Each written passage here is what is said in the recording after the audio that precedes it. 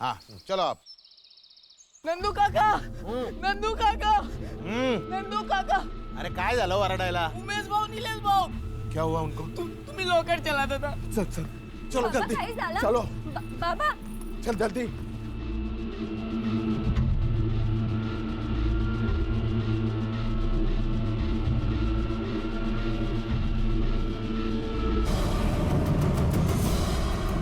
निलेश, उमेश, उमेश, ए उमेश, निलेश, निलेश, ए निलेश, उमेश, ए उमेश, उठना रे, ए उठो, अरे उठाओ इनको, उठाओ, ए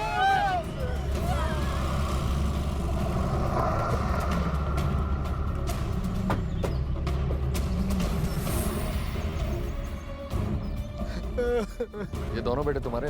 हाँ साहब, दोनों बेटे मेरे और दोनों ही एक साथ. अरे देवा. क्या इनका? साहब वो बड़ा है ना, उसका नाम उमेश है और ये छोटा नीलेश. क्या करते थे दोनों? ये उमेश नासिक में नौकरी करता था और ये नीलेश यहाँ गांव में मेरे साथ खेती.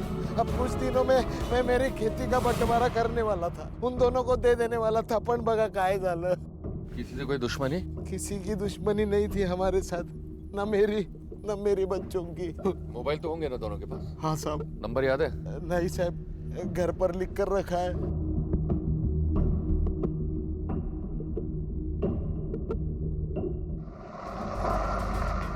घर में नंदन और उसके इन दोनों के अलावा बड़े वाले की बहू नीता भी साथ में रहती साहब.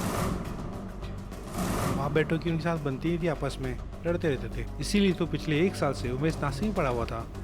नंदन की घरवाली भी उन्हीं के साथ रहती है. सक्कू भाई, वो नंदन की भी उसका होना ना होना एक ही बात है. मामूली सा बुखार था, आज तक उठ नहीं पाई. बाप बेटों में जम नहीं रहे थे. पिछले कुछ समय से मामला पंचायत तक आ गया. सरपंच जी, खेती और जमीन तो बढ़ाने के लिए होती है ना, और मेरे पास ऐसी कितनी जमीन है, अगर वही बेच दूं तो मेरे लिए इस गांव में बचेगा क्या? मतलब हम नहीं बचेंगे तो चलेगा, नहीं खेती चाहिए इनको. खेती काय छातीवरती बांधून घेऊन जाणार काय तुम्ही? आता बोला. 2 साल हो गए, बारिश हुई नहीं. पण शेतात तरी काय येतं आता आपल्याला? मेरी बात सुन ले. ये बेटे लोग जो बोलते हैं ना, वो करो. वो बोलते हैं खेत बेचना है, बेच दो और उन्हें उनका हिस्सा दे दो. अगर आप लोगों को लगता है तो बेचो, ढूंढो खरीददार. पांडुरंग हरि वासुदेव हरि. काहे दादा, और कितना टाइम लगेगा? आधा घंटा और. जल्दी करिए दादा.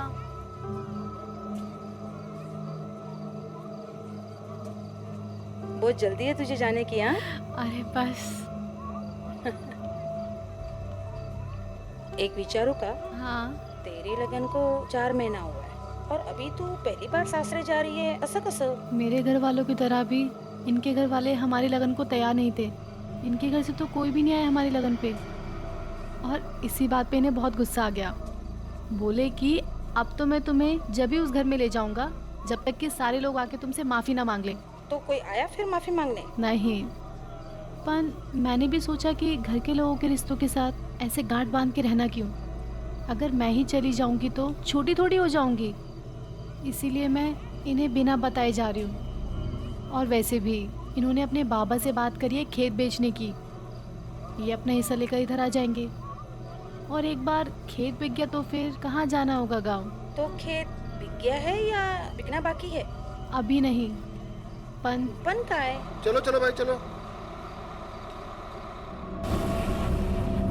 सर, उमेश और नीलेश की पोस्टमार्टम रिपोर्ट आ गई है. रिपोर्ट के हिसाब से दोनों की मौत पानी में डूबने से हुई थी और मरने से पहले दोनों ने काफी अच्छी मात्रा में शराब पी रखी थी सर. क्या हो सकता है पिलाई गई हो? हाँ सर, ऐसा हो सकता है. पहले किसी ने उन्हें शराब पिलाई हो और जब दोनों होश में ना रहे हो तो दोनों के हाथ बांधकर कुएं में धकेल दिया. लेकिन सर, हमारी जो इन्फॉर्मेशन है उसके हिसाब से दोनों की दूर दूर तक किसी से दुश्मनी नहीं थी. सरपंच ने तुम्हें यही बताया था कि नंदन अपने खेत को बेचना नहीं चाहता था? हाँ सर. हो सकता है यही कारण हो कि उसने अपने बेटों को मारा हो. लेकिन सर, एक बाप अपनी जमीन बचाने के लिए अपने 2 जवान बेटों का खून कर सकता है, क्योंकि जिस दौर में हम जी रहे हैं ना, वहां कुछ भी हो सकता है. बहुत झगड़े चल रहे थे तुम में और तुम्हारे बेटों में, आखिर वजह क्या थी? वो दोनों जमीन बेच के अपना अपना हिस्सा चाहते थे. ते काय जेवण आहे? साला इस घर में तो आदमी को 2 टाइम का भरपेट खाना भी नहीं मिलता है। पर इसमें मेरी क्या गलती? वो नीलेश भाऊ दासू भाऊ को लेकर आ गए थे, उन्होंने भी खाया इसलिए खाना कम पड़ गया था। बस मैं मेरी क्या एकदम चुप। खबरदार उसके ऊपर हाथ उठाया तो तेरी बीबी है ना। ये तेरा क्या रोज का नाटक चल रहा है रे? मेरी लुगाई है, मैं चाहे जो करेगा। आपको क्या लेना देना इससे? कितनी बार बोला है ये घर बेचो, जमीन बेचो, मेरे हिस्से का पैसा दो और छुट्टा करो, लेकिन नहीं, आपको तो मरने के बाद इसे छाती पर लेकर जाना है। तेरा दिमाग सटक गया है क्या रे? अरे घुमा फिरा के जमीन पर आता है। वो जमीन मैं बेचने वाला नहीं हूँ, मरने के बाद छाती पे लेके जाऊंगा। क्या करेगा तू? काय करणार रेस तू? काय करणार? काय करणार? उनको अपना धंधा करना था साहब, लेकिन उस जमीन पे मेरा बहुत लगाव था, इसलिए वो जमीन मैं बेचना नहीं चाहता था और उसी वजह से मुझे ये रास्ता निकाला तुमने अपनी जमीन बचाने का। आपको लगता है मैंने मेरे बेटों को मारा है? क्या बोलता है साहब तुम्हें? भला एक बाप अपने बेटे को क्यों मारेगा, वो भी जमीन के लिए? इस नंदन पर नजर रखो। जी सर।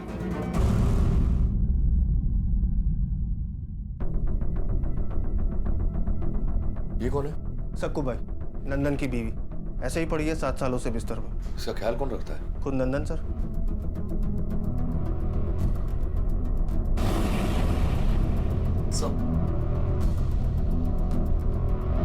सर किसी सुरेश बड़वे का प्रिस्क्रिप्शन लग रहा है, जिससे सक्कू भाई का इलाज चल रहा है। इसी गांव का लगता है सर। चल तो सकती नहीं है, तो इलाज कैसे चल रहा है? डॉक्टर बड़वे खुद आके इसका इलाज करते हैं, हफ्ते में 2 दिन।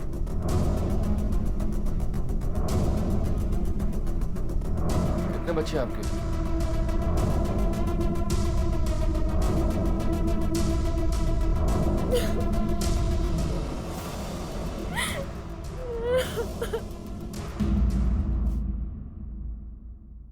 अब उसको बच्चा क्यों नहीं हो रहा ये मेरे को कैसे पता होगा साहब, लेकिन हाँ, वो बेचारी बहुत कोशिश करती थी कि उसकी गोद भरे, इसलिए वो उमेश को रोज टोचन देती थी।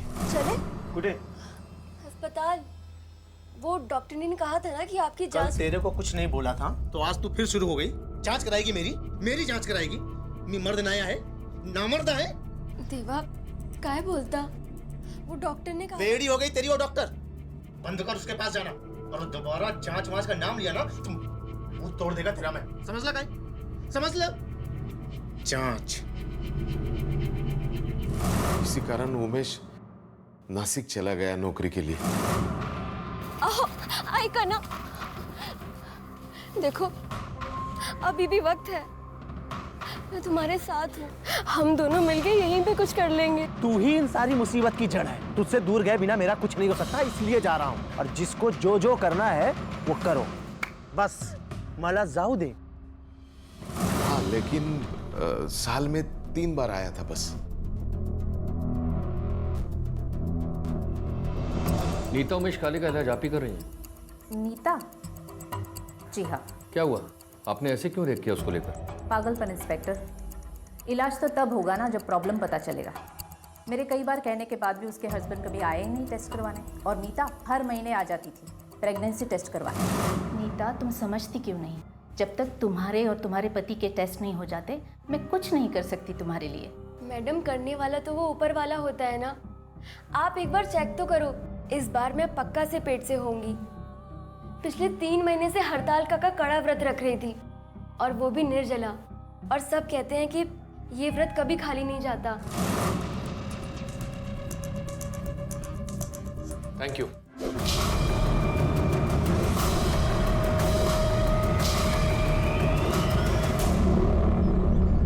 हमें पता चला है कि तुम्हारे पति, देवर और ससुर में कुछ खास बनती नहीं थी। कुछ कहना चाहोगे इस बारे में? तुम्हारे पति ने तुमसे कुछ कहा हो? नासिक जहां वो काम करता था, वहां किसी से कोई झगड़ा वगड़ा? उन दोनों को आखिरी बार तुमने कब देखा था? नंदन कहाँ है? वो बाहर है।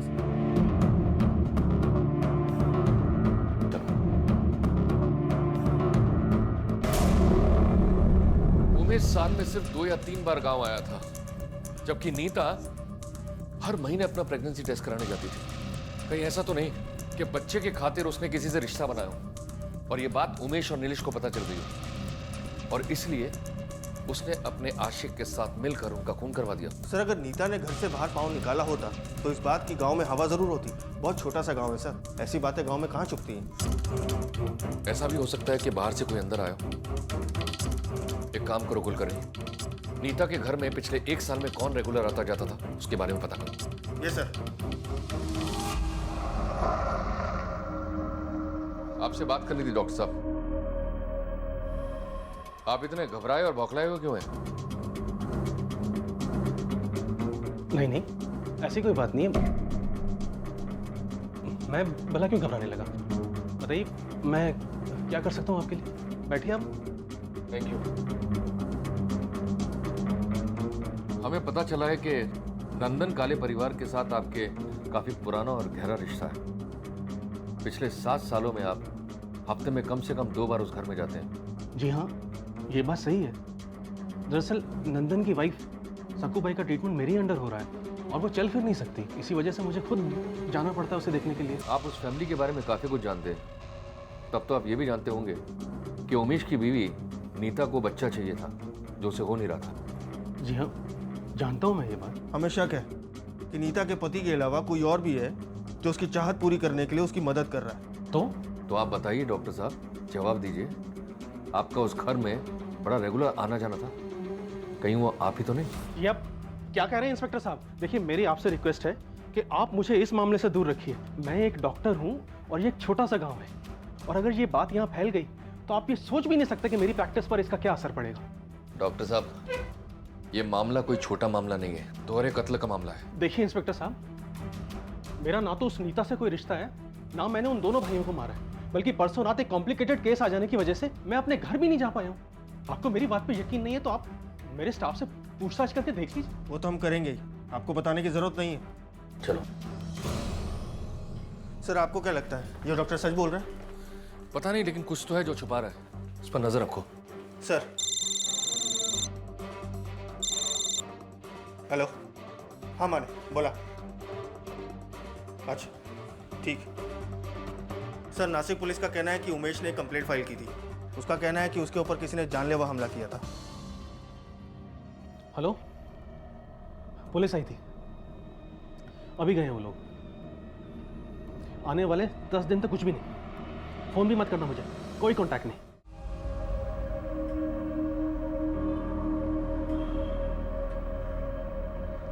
भाव, आपको इनका घर पता है? आधा घंटे बाद दूसरी बस आएगी, उसमें बैठ के चली जाना, समझ ली ना? पर भाव, भाव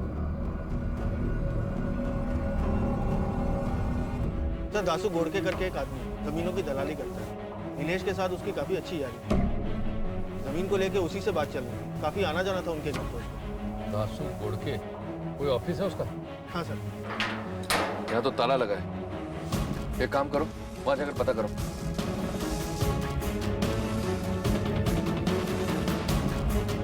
ऑफिस वाले कह रहे हैं कि ये दुकान परसों से बंद है। फोन नंबर और घर का पता ले लिया है। गुड, चलो। उमेश और नितेश जमीन बेचना चाहते थे और नंदन उसे बचाना। और अगर ऐसा नहीं था और इस जुर्म की वजह नीता थी, तब भी दासू से उसकी करीबी उसके काम आ सकती थी। लेकिन एक सच ये भी था कि जहां नंदन और नीता पुलिस के सामने मौजूद थे, वहां सिर्फ दासू ही था जो फरार था। दासू, तू गांव छोड़कर क्यों भागा? भागा? मी कुठे पळालो साहेब? मैं तो अपनी ससुराल गया था, वहाँ मेरी बीवी है, उसे बच्चा होने वाला था। कल सुबह फोन आया कि उसके पेट में दर्द हो रहा है, तो मैं तुरंत दुकान बंद करके बस पकड़ के निकल गया साहब। वहाँ जाने के बाद वहाँ के पुलिस ने कहा कि आप मुझे ढूंढ रहे हैं, तो मैं तुरंत यहाँ भाग के आया। कल रात को ही मुझे लड़की हुई साहब, आप चाहे तो पता कर सकते हैं। ठीक है, पर एक बात बता, नीता के साथ तेरा क्या चक्कर चल रहा है? उसके घर में तेरा बहुत आना जाना है, वो भी उसके पति के गैरहाजिरी में। ये आप क्या बोल रहे हैं साहब? मैं तो बकरी की तरह मैं क्या कर रहा है? हाँ? उमेश की पत्नी नीता हर महीने डॉक्टर के पास जाती है, ये पता करने के लिए कि वो माँ बनने वाली है या नहीं। घर से वो बाहर निकलती नहीं, और तेरा उस घर में बहुत आना जाना है, और कुछ ज्यादा ही है। क्या समझे हम लोग इसका मतलब? हाँ? नीता के साथ चक्कर है ना तेरा? हाँ? घर आता जाता है तू उसके, और ये चक्कर उमेश को पता चल गया, इसलिए तूने उसको मार दिया, साथ में अपने दोस्त नीलेश को भी। क्या किया तूने उसके साथ? अकेले मारा या नीता भी साथ में थी तेरे? मैंने मारो नीलेश और उमेश को। मेरा रिश्ता था नीता के साथ। ये आप क्या बोल रहे हैं साहब? खाली एक दिन हुआ है साहब मुझे बच्ची होके। उसकी कसम खा के बोलता हूँ साहब, ये सब झूठ है। नीता मेरी बहन की तरह थी साहब। हर भाई बीच के दिन वो मुझे राखी बांधती थी। कोई अपने बहन के साथ रिश्ता बनाता है क्या साहब? और अपने बहन के आदमी को कोई मारता है क्या साहब? मुझे तो यहाँ के पता चला कि उमेश और नीलेश नहीं रहे।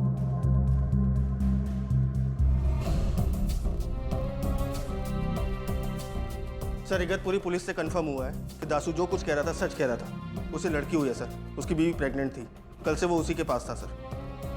अच्छा, नंदन की क्या खबर है? सर उसकी कोई खबर नहीं, लेकिन 24 घंटे के लिए मैंने उसके पीछे एक कांस्टेबल लगा दिया है। सर उसने अभी तक कोई ऐसी हरकत नहीं की जिसकी वजह से उसके ऊपर शक किया जा सके। नंदन अपनी जमीन बेचना चाहता था और दासू से उसकी ऑलमोस्ट फाइनल डील हो चुकी थी, यानी कि कत्ल का कारण जमीन नहीं है। मुझे लगता है वो ना हो नीता जो बच्चे को लेकर पागल थी, उसका इस मामले से कोई कनेक्शन है।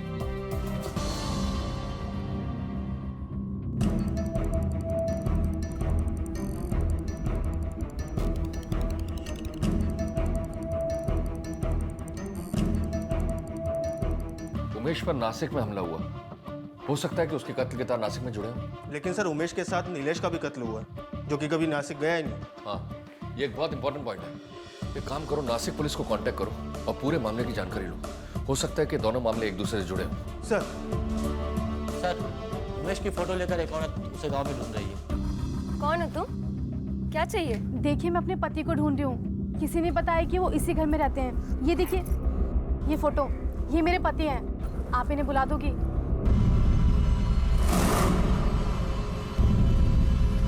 क्या बोली तू? तेरा पति? जी हाँ, ये मेरे पति। चुप कर! मेरा पति है ये। अरे 7 साल हो चुके हैं हमारे शादी को, और तू बोल रही है तू पत्नी है? ये मेरे पति है। 4 महीने हो गए मेरी शादी को। प्लीज आप इन्हें बुला दीजिए। एक हफ्ते से घर नहीं लौटे, इसलिए मैं देखने को आई हूँ। तू नहीं मानने वाली थी। रुक, तुझे अभी बता। देखिए, मैं सच बोल रही हूँ।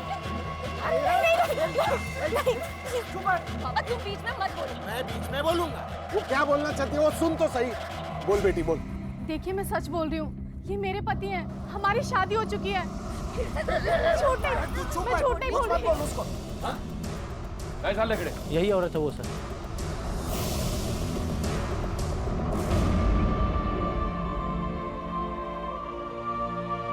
मार डाला किसने और क्यों?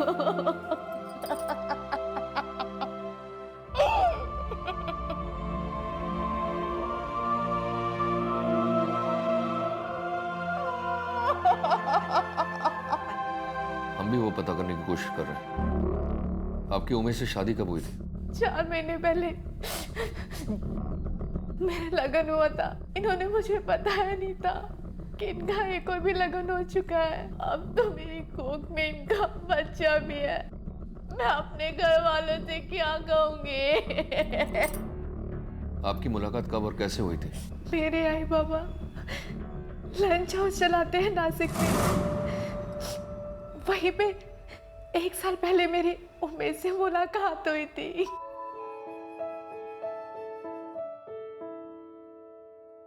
आराम से। क्या हुआ? तबीयत तो ठीक है ना तेरी? हाँ हाँ, मेरी तबीयत ठीक है। तो फिर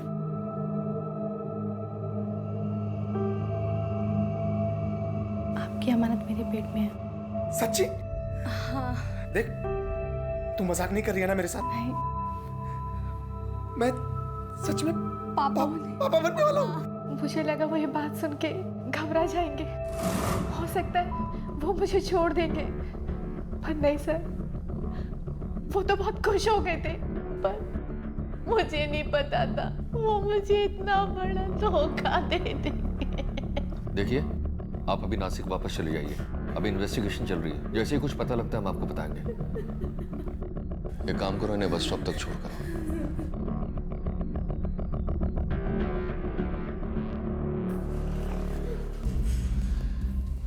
कुलकर्णी सर, इस सारिका के पीछे कांस्टेबल लगा दो। हो सकता है कि पूरे कांड के पीछे इसका हाथ हो। Okay sir.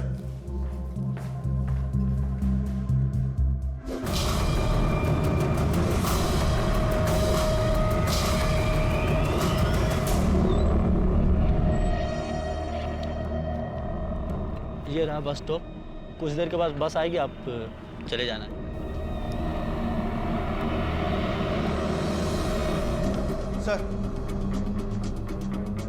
सर कंफर्म हो गया कि डॉक्टर बड़वे का इन हत्याओं से कोई लेना देना नहीं है, लेकिन वो जो दवाइयाँ अपने मरीजों को देता है वो सबकी सब नकली हैं। इसका मतलब सक्कूबाई की जो हालत है वो इन्हीं दवाइयों का असर है। डॉक्टर को उठा कर लेकर आओ। Okay sir.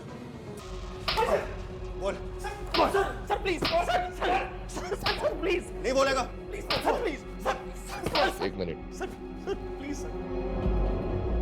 अब तू बोलेगा या फिर बुलवाऊं? मैं बताता हूँ सर, मैं आपको सब कुछ बताता हूँ। देखिए, ये बात सच है कि मैं दवाइयों में मिलावट करता था, क्योंकि उससे एक अच्छा खासा मुनाफा हो जाता है। इसकी और कोई वजह नहीं थी। सक्कूबाई को लेकर मेरी किसी तरह की कोई प्लानिंग नहीं चल रही थी। उसके दोनों लड़कों के कत्ल में मेरा कोई हाथ नहीं सर। आप मेरी बात का यकीन कीजिए, बिलीव मी सर। अब तू सड़ यहाँ और चला अपना क्लिनिक यहाँ से ही। Sir please please please please sir, माफ कर दीजिए सर। सर सर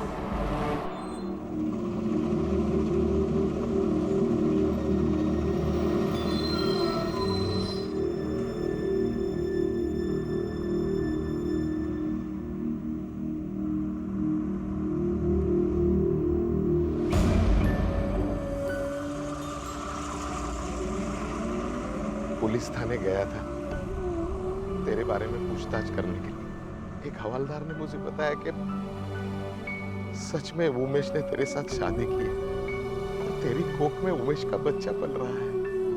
चल बेटी चल, अपने घर चल। मेरा बच्चा उमेश नहीं रहा तो क्या हुआ, लेकिन उसका बच्चा तेरी कोख में पल रहा है। बेटी चल, अपने घर चल। ला चल।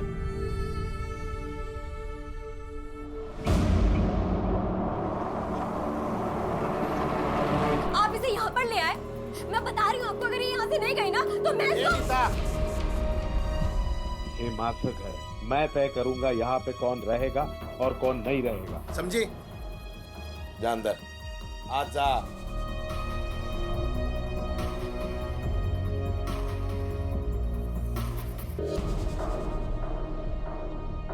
देखो, हम जानते हैं तुम्हारा जाति मामला है, इससे हमारा कोई लेना देना नहीं है। हमें खबर मिली थी कि तुम इसे यहाँ लेकर आए हो, इसके साथ कुछ गलत ना हो, बस हम ये देखना है था। एक बात और, डॉक्टर बड़वे को हमने नकली दवाइयों का धंधा करते हुए पकड़ा है। आपकी पत्नी की जो हालत है ना, वो उसी की नकली दवाइयों का असर है। काय सांगताय साहब? डॉक्टर बड़वे? हाँ, और ये मोबाइल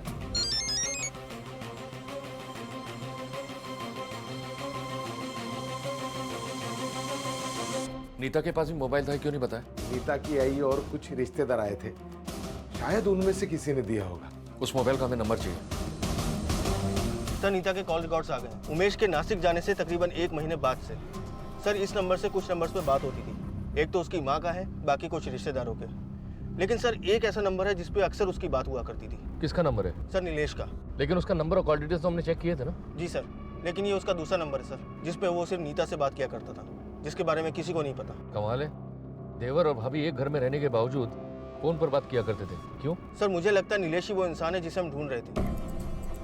नीता के साथ जिसका संबंध था, शायद वो नीलेश ही हो। और एक ही घर में एक ही छत के नीचे रहने के बावजूद नंदन को उनके रिश्ते के बारे में पता ना हो, ऐसा हो नहीं सकता। दोनों को उठाकर लेकर आओ। Okay sir.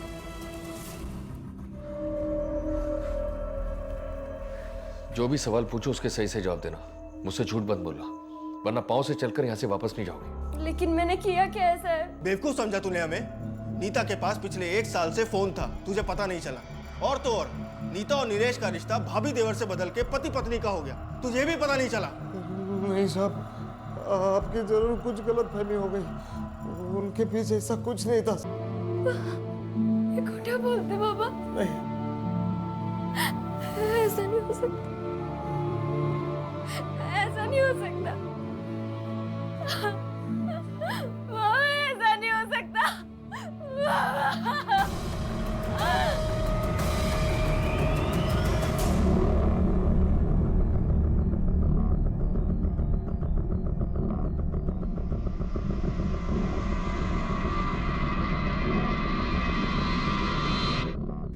नीता आपसे क्या कह रही थी? वो कह रहे थे उसके पति ने किसी दूसरी औरत के साथ शादी कर ली है और वो औरत प्रेग्नेंट है, तो फिर वो इतने सालों से प्रेग्नेंट क्यों नहीं हुई।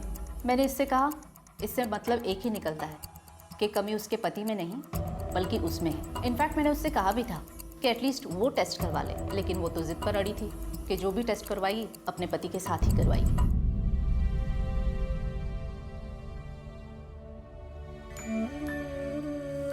क्या हुआ? तुम ठीक हो ना? बहुत बुरी हूँ मैं। कमी मुझ में थी और मैं दोष उनको देती रही। मेरे नसीब में इतना बुरा होना क्यों लिखा था? क्यों?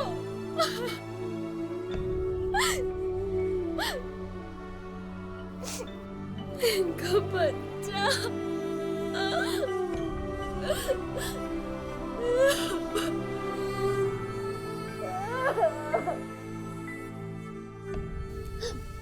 अभी समझ आया मुझे, वो मुझे क्यों छोड़ना चाहते थे।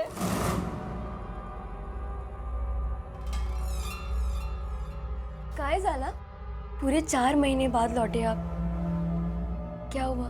तुझा माझाशी काही संबंध नाहीये. मुझे तोडनी है ये शादी. अलग होना है, समझलं?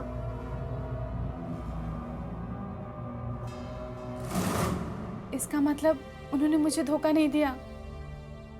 वो तुम्हें छोड़ के पूरी तरह से मेरे पास आना चाहते थे। मुझे माफ कर देना। अगर मुझे पता होता कि तुम्हारा लगन उनके साथ हुआ है तो मैं उनसे कभी लगन नहीं करती।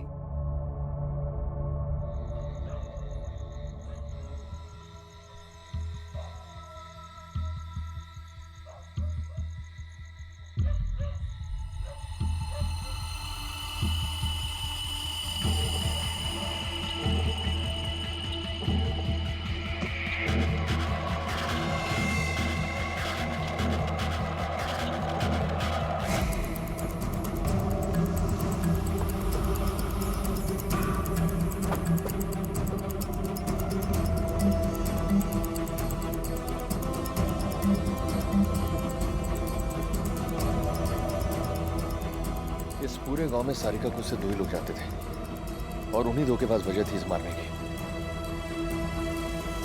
अरे ये काय करता है साहब? हाँ, वो मेरी बहू थी, उसके कोख में उमेश का बच्चा पल रहा था और अब मेरे ही घर पे धाड़ मार रहे हो। अंदर चेक करो। अरे साहेब ऐका ना, साहेब ऐका ना।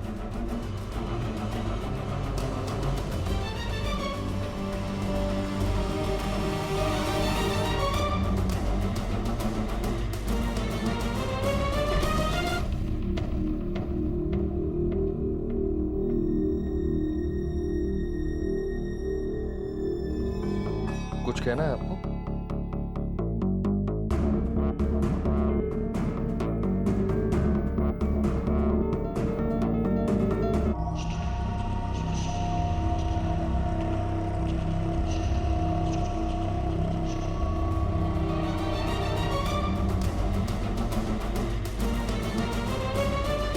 उसकी कोख में बच्चा था, वो भी तुम्हारे पति का। ये बात तुमसे बर्दाश्त नहीं हुई इसलिए तुमने उसे मार दिया। नहीं साहब, नहीं, झूठ नहीं बोलूंगी साहब। शुरू में बहुत जलन हुई मुझे। मेरा मन भी किया कि मैं उसे मार दूं, लेकिन जब मुझे पता चला कि कमी मुझ में ही थी तो सारी नाराजगी दूर हो गई उससे। बस एक बाप किया था मैंने साहब। कैसा बाप? माझी बायको सकूबाई, उसके चलते हुए ये सब। पिछले 7 साल से बिस्तर पे पड़े थी, 7 साल से।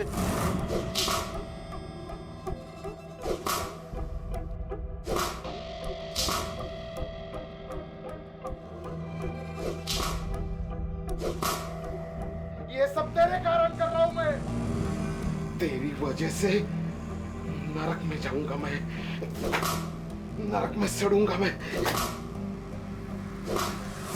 शुरू से बताओ, कब और कैसे हुआ? साहब, उस दिन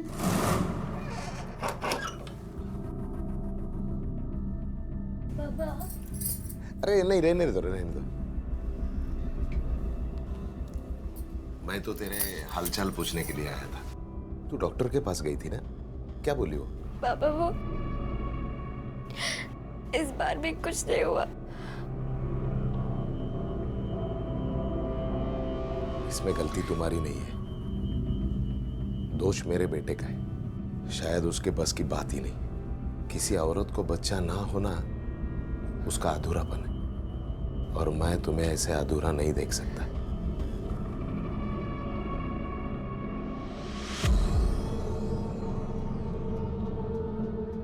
अब मैं तुम्हें दिखाता हूं।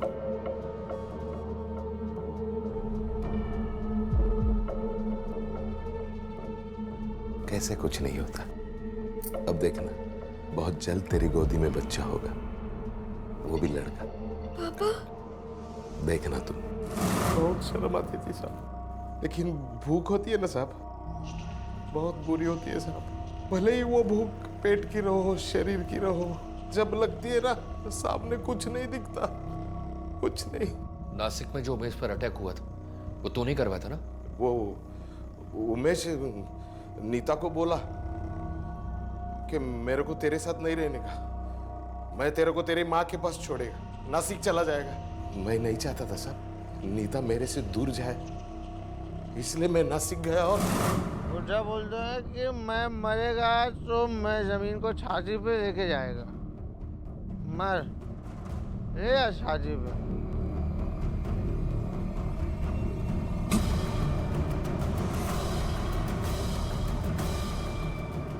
लेकिन वो बच गया। और वो दूसरी बार नहीं बच पाया, क्योंकि दूसरी बार तूने उमेश के साथ साथ नीलेश को भी मार डाला, और अपने बेटे को मारने का पाप वो किस मजबूरी में किया?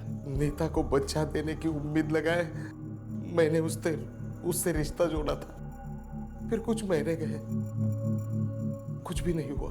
फिर उसने नीलेश के पास देखना शुरू कर दिया। नीता का और मेरा जो रिश्ता था ना, वही रिश्ता उसका और नीलेश का हो गया। ये चीज मैं बर्दाश्त नहीं कर सका।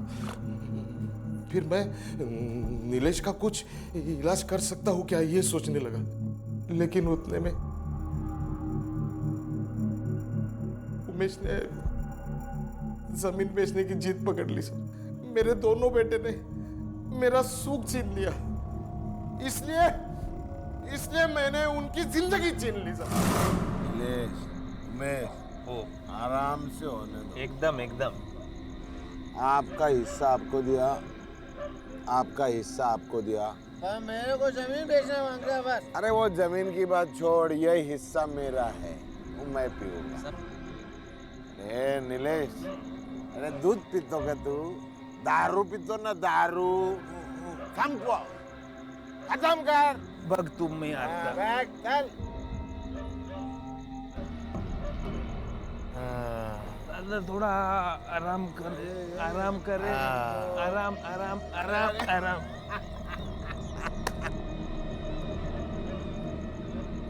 बाप हुआ मैं तुम्हारा बाप।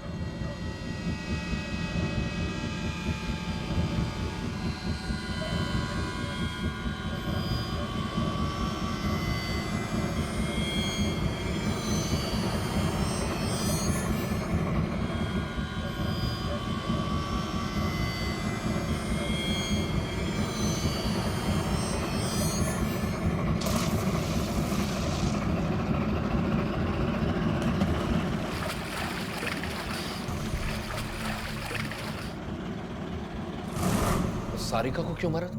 उसको मालूम था मेरा और नीता का रिश्ता, उसने हम दोनों को एक साथ देख लिया था, इसलिए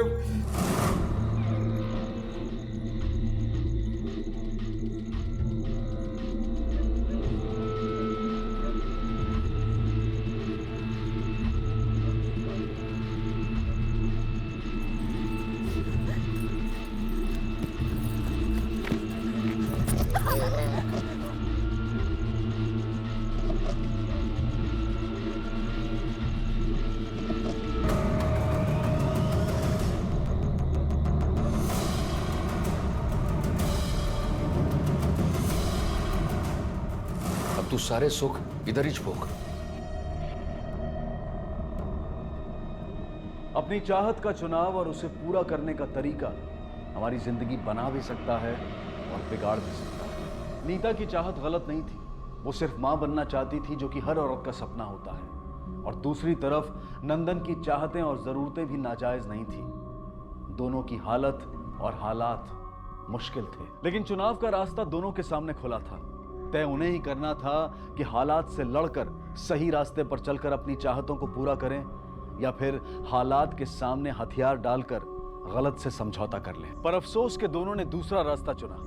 नंदन ने नीता का फायदा उठाना चाहा और नीता ने भी अपनी चाहत को अपनी मजबूरी बनाकर उसे अपना इस्तेमाल करने की खामोश इजाजत दे दी। इन दोनों के इसे गलत चुनाव ने न सिर्फ उमेश और नितेश से उनकी जिंदगियां छीन ली, बल्कि उस मासूम लड़की सारिका और उसकी कोख में पल रहे बच्चे को भी मार डाला, जिन बेचारों का इस सब से कोई वास्ता नहीं था। ये बेहद जरूरी है कि हम सब अपने दिल में उठने वाली चाहत को नैतिक और सामाजिक भावनाओं की कसौटी पर कसने के बाद और उस पर पूरी तरह से विचार करने के बाद ही उसे पूरा करने के रास्तों का चुनाव करें। इसी विचार के साथ अब मैं अनूप सोनी आपसे विदा लेता हूं।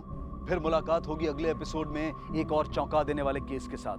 तब तक अपना और अपने परिवार का ख्याल रखें और देखते रहें क्राइम पेट्रोल डायल 100। सबक एक को सीख हम सब। जय हिंद।